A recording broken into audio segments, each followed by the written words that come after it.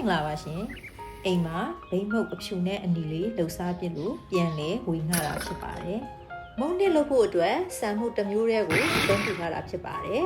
ကျမကတော့မုတ်ပွားစီဖို့အတွက်ခမင်းချမ်းခဲကိုကြိတ်ပြီးစံမှုနဲ့တညာနှက်ထားပြီးလိုက်ပါတယ်ရှင်တချို့ကလည်းမုတ်ပွားစီဖို့အတွက်ရှာလကရီကိုအသုံးပြုတာလည်းရှိပါတယ်ရှင်တညာနှက်ပြီးသားမုံနှစ်တွေကိုတော့စောတာကြက်ဥစားတို့ထည့်ပြီးမုံနီတဝက်မုတ်ဖြူတဝက်အတွက်ခွဲထားပြီးလိုက်ပါတယ်ရှင်ဘိန်းမုံနီအောင်လုပ်ဖို့အတွက်အဓိကပါဝင်ပစ္စည်းတွေကတော့ထညံအုံဒီ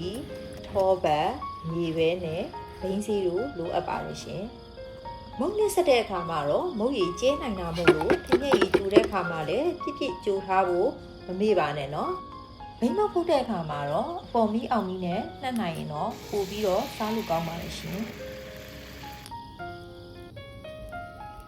တ냐တိတ်ထားတဲ့မုံနှစ်နဲ့ဆိုတော့မုတ်တီပွားပြီးစားလို့အရန်ကောင်းပါတယ်ရှင်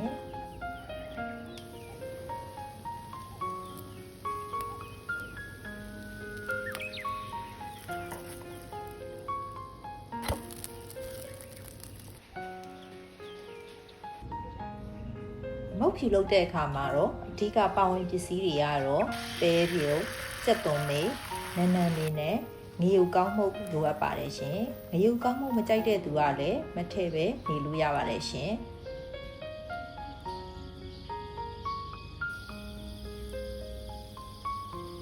ဒီမုတ်ဖြူလုပ်တဲ့အခါမှာတော့စီလေးတုပ်ဖို့မမေ့ကြနဲ့နော်